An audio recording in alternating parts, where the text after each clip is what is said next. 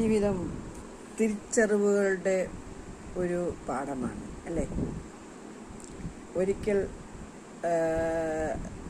നമ്മളെ നന്നായി പാഠം പഠിപ്പിച്ചതുകൊണ്ട് നമ്മൾ ഭയങ്കരമായിട്ട് അതിയായി സ്നേഹിച്ചിരുന്നവരാണ്.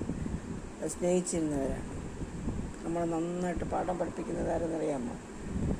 നമ്മൾ നന്നായിട്ട് സ്നേഹിച്ചിരുന്നവരാണ്. അതുപോലെ നമ്മളെ നന്നായിട്ട് അവഗണിച്ചവരുമാണ്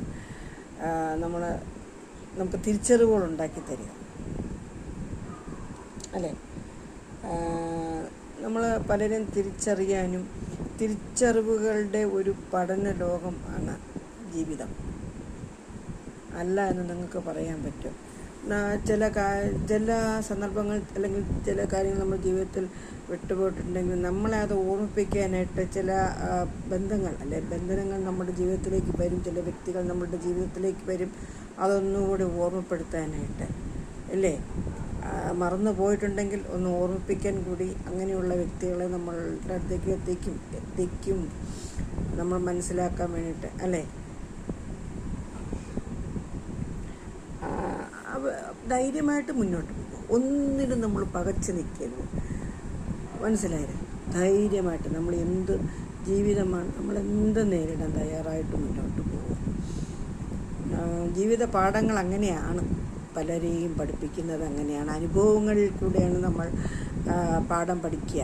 അല്ലാണ്ട് പറഞ്ഞു തന്നിട്ടോ ഉപദേശം തന്നിട്ടോ ഒന്നുമല്ല. നമുക്ക് നേരെ വരുന്ന അനുഭവങ്ങൾ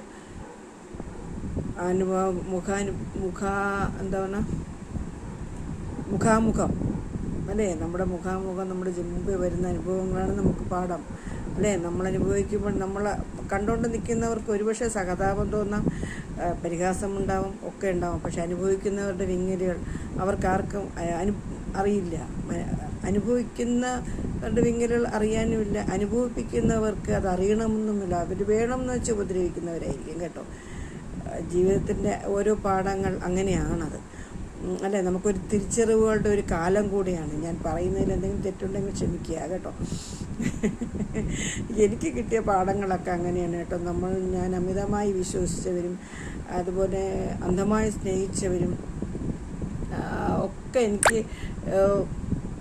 നമുക്ക് ദുഃഖങ്ങൾ മാത്രമേ തന്നിട്ടുള്ളൂ അല്ലേ. ഒരു പെൺകുട്ടിയുടെ ജീവിതം തകർക്കാൻ ഒരുത്തൻ വിചാരിച്ചാൽ മതി അല്ലേ.